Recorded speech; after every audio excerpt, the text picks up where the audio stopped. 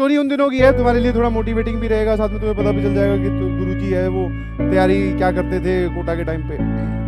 तो हम लोग क्या है, कोटा के वक्त जैसे पीजी का माहौल होता है ना, तो सभी पीजी में रहते थे, तो सबके मतलब बोलते ना, सबके जो रूम्स हैं वो एक दूसरे के नजदीक नजदीकी थे। पीजी में 7-8 लोग रह रहे थे, एक ही फ्लोर पे, ऊपर भी लोग रहते थे। तो उस पीजी में हम करीबन 17-18 लड़के रहते थे। तो वहाँ पे एक ट्रेंड था कि जब भी आपका टेस्ट होगा तो आप क्या है, अपना स्कोर तो मैच करोगे ना भैया, कि आप आसपास भी पढ़ने वाले हैं, आप इस कमरे में बैठ के पढ़ रहे हो, साइड वाले कमरे में जो है वो आपसे ज्यादा मेहनत कर रहा है या कम कर रहा है, उसका प्रमाण या वो कहाँ से पता चलेगा। तो टेस्ट का रिजल्ट जैसे ही आए, आपको क्या है, अपना अपना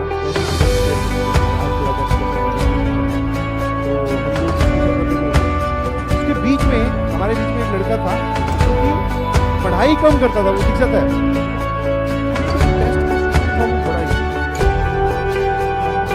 दिखाता बोले, और दिखाता नहीं, ये तो मेन चीज। हम लोग उस टाइम पे मैसेज आते थे मोबाइल पे, और वो मैसेज शेयर कर देते थे, या फिर पता चल जाता कि हाँ यार, डिस्कशन के वक्त ही पता चल गया कि मेरे 5 तो यही गलत हो गया और 6 ऐसे गलत हो गया, ऐसे गलत।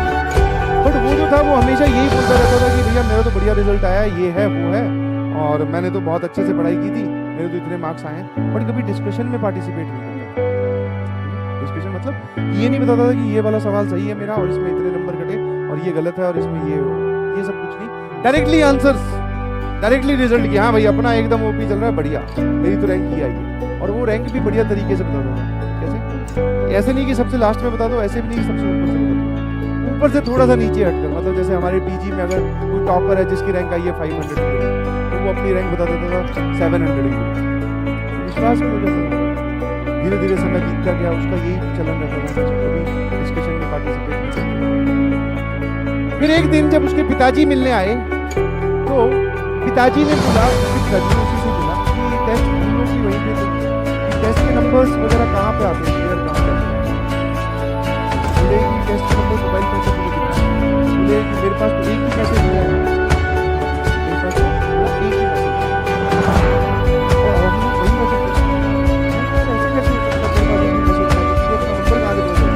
तो अपनी रैंक कहाँ से पता चलती है, इतने इतने नंबर आए और रैंक दिया है। अपने पिताजी के सामने और वो आजकल के ज़माने में जैसे पिताजी हैं, अब बच्चों की बात माननी ही पड़ती है। ज़्यादा कुछ बुरा नहीं है, ठीक है, पिताजी अपना नंबर वंबर वहाँ पे चेंज करना, ऐसे जाना, बच्चे से पढ़ाई करना।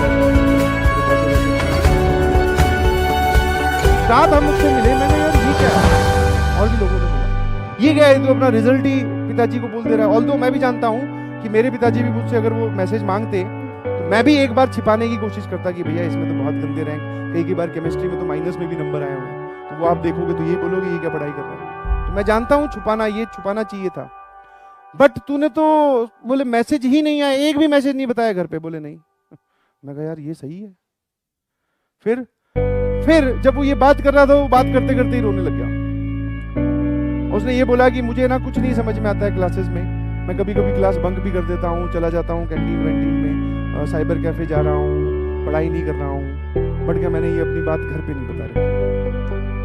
तो फिर भैया जो दोस्तों का सिर्फ ऐसा नहीं है कि दोस्त सिर्फ बिगाड़ने में काम करते हैं, बाकी दोस्तों ने समझाया भी और उसको वो बात समझ में आ गई कि देख अभी टाइम ऐसा नहीं है कि टाइम पूरा ही तूने डिस्ट्रॉय कर दिया है, कुछ पार्ट कुछ सेगमेंट उड़ा दिया है, वो अच्छी बात तो नहीं है, वो लॉस हुआ तेरा। बट अगर तू अभी से ही पढ़ाई करनी स्टार्ट करता है तो तू बढ़िया रिजल्ट ला सकता है, कोई दिक्कत नहीं। और उसके मन में डर था कि भैया पिताजी मुझे बोल के गए और ज्यादा बोल के भी नहीं गए, उन्होंने विश्वास दिखाकर ये बात बोली है कि बेटा अच्छे से पढ़ाई करो, ठीक है, हाँ कभी बेटी हो तो उसको दूर करने की कोशिश करो। तो उसको ये बात थोड़ी सी टच कर गई कि हाँ यार पेरेंट्स को पूरा धोखा देना गलत बात है। उसने from that day he start studying, उसने पढ़ाई करनी स्टार्ट की। और बिलीव यू मी, 11th के एंड की बात है, 11th नवंबर 12th में उसने बहुत जबरदस्त तरीके से पढ़ाई की हम लोगों के पैटर्न। फिर वो नंबर भी दिखा रहा था, बात भी कर रहा था, और स्टार्ट मतलब उसकी परफॉर्मेंस आप बोल सकते हैं बढ़ गई।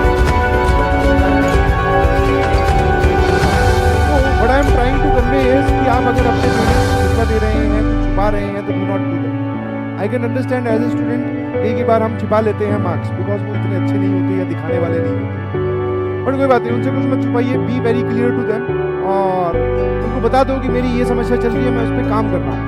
जब आप उनसे एकदम क्लियर पिक्चर रखोगे तो आपका भी मन करेगा मेहनत करने, और जब आप उनसे छुपा कर रखोगे, जैसा कि आजकल 90% जनता यही कर रही है, छुपा कर चीजें कर रही है और बता भी नहीं रही है और कुछ कर भी नहीं रही है। ये बोलते हैं यहाँ क्लास, हाँ बोलते हैं क्लास अटेंड कर रहा हूँ, पापा मैं तो सब क्लास अटेंड करता हूँ, मैं क्या करूँ, अरे ऐसे कैसे हिंदी बोल के तो बताया जा रहा है, इंग्लिश भी लोग बातें यहाँ बताई जा रही है, तुमसे यहाँ बनवाई जाती है। अब तुम मक्कारी कर रहे हो, ब्लेम पेरेंट्स पे डाल दोगे, या किसी थर्ड पर्सन पे डाल दोगे कि स्टॉप डूइंग दिस थिंग आज से ही। और अगर आप आज से ही ऐसा करते हैं तो मेरी बात का विश्वास करें, ज़्यादा दूर नहीं आएगी, आप अभी सारी चीज़ें एकदम अलाइन हो जाएंगी। थोड़ा टाइम लगेगा, थोड़ा डिफिकल्ट है, ये भी तो आसान है कि आज ही जाके बोल दो पापा मेरे हो सकता है। इससे आगे का रास्ता बर्डन है, एकदम क्लियर है, सिर्फ आपको पढ़ाई करनी। अगर आप एक बार अपने पेरेंट्स के साथ ऑनेस्टली दिखाओगे तो भी रहेगा कि हाँ यार इसके बारे में तो बताएं, अपनी समस्या बताएं, अब नहीं